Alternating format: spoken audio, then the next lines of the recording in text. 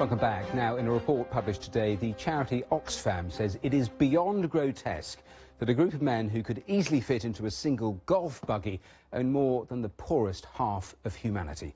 The figures suggest 8 men have the same wealth as the 3.6 billion people who make up the poorest half of the world. Well, I don't know much about golf, but it does seem like a bit of a tight squeeze. But who are these mega billionaires? Well, topping the list is Microsoft's Bill Gates. His wealth of $75 billion is followed by Amancio Ortega of the retail giant Inditex. Warren Buffett comes up third as the largest shareholder of Berkshire Hathaway, followed by Carlos Slim Helú. Jeff Bezos, founder of the online superstore Amazon, precedes Facebook founder Mark Zuckerberg, and Larry Ellison of the Oracle and Michael Bloomberg of Bloomberg Limited make it 7 and 8. Both of those are worth over $40 billion each. Well, let's discuss this for the next few minutes. I'm joined by Oxfam's report author, Deborah Hardoon, and Ben Southwood, who heads up research at the Adam Smith Institute and follows social and monetary trends. So welcome both of you to today's programme. Deborah, to you first of all. Grotesque. Why have Oxfam come to those conclusions?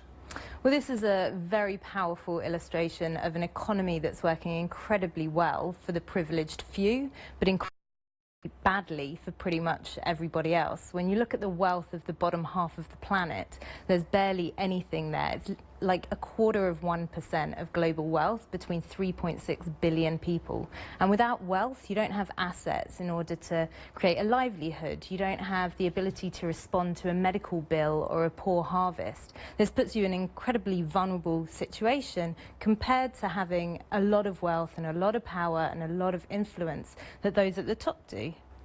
Ben, I know you don't agree with Deborah's analysis, the implications clearly, but why is she wrong in your view?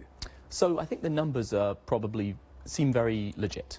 The question is the story we're telling the right one? 300 years ago, there were no countries that were rich. 200 years ago, there were 1 or 2. 100 years ago, 10 or 15. Now, there's more and more every year. I think that what we are not looking at is how much growth we've seen, especially over the last 30 years, when extreme poverty has gone down from, say, 45% to about 10% today. The point there that Ben is making is effectively the data is right, your interpretation is wrong. Well, I think it's interesting that you choose to use the word rich, because for many people living in countries that are rich, that is very far away from the reality that they're living in. You know, you can have a middle-income country like Nigeria that still has hundreds of millions of people living well beneath the extreme poverty line. And this is because it matters how that growth is distributed. It matters who is getting the share of the economic pie. Growth alone isn't going to answer the world's problems when it comes to poverty.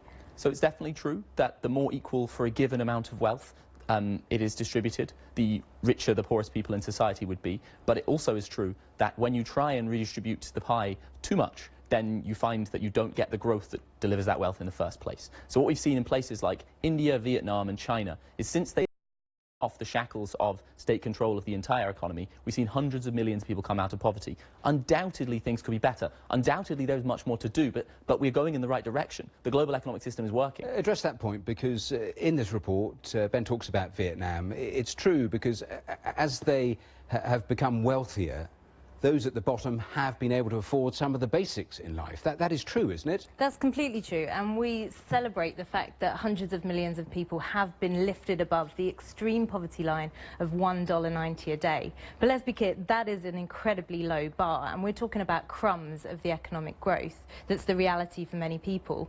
We interviewed one who was a main feature of our report this year, and she is earning money, yes indeed, but she is having to pay for her medical treatment, and at the end of every month she is $100 short every month, which is pushing her further and further into debt, and she will never escape poverty in that situation because the government is not providing the health care that she needs.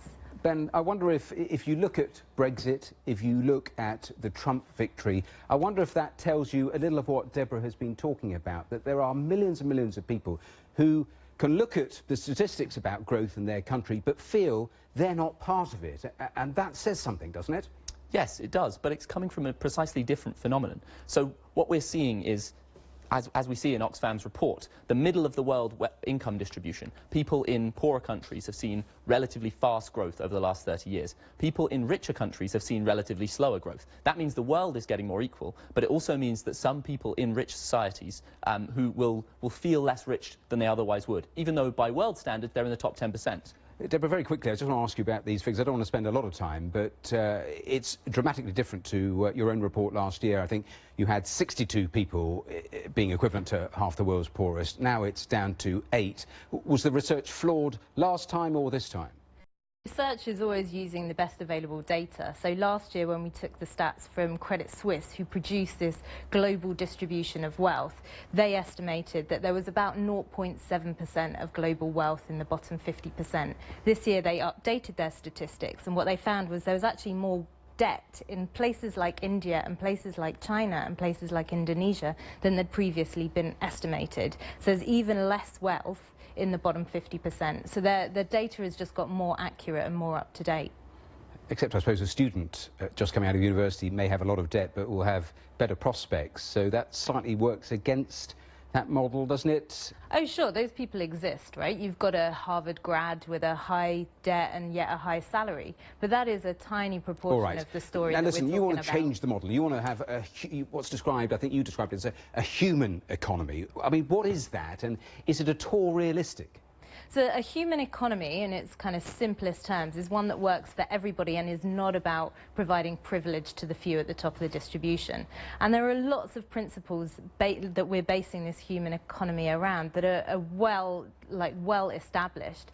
So one is looking at corporate structures, for example. So you could have a corporate structure that is all about maximizing returns to shareholders on a quarter-by-quarter basis. So this gives all the rewards and the profit to those shareholders, already capital owners that already have some wealth to start with.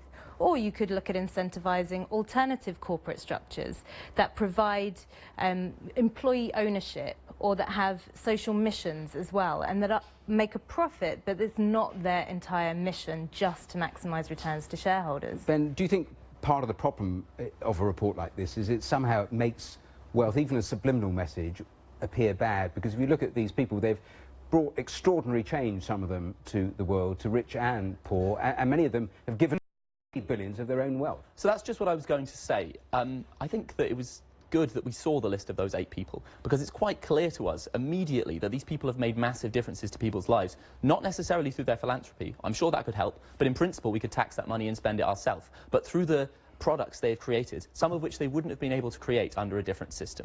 We all use Facebook to keep in touch with people that we would otherwise not be able to keep in touch with. We all know how these people have impacted our lives. Just one sentence, Deborah. Politics of envy, has that crept into this somehow? $75 billion? Like, do you need that much?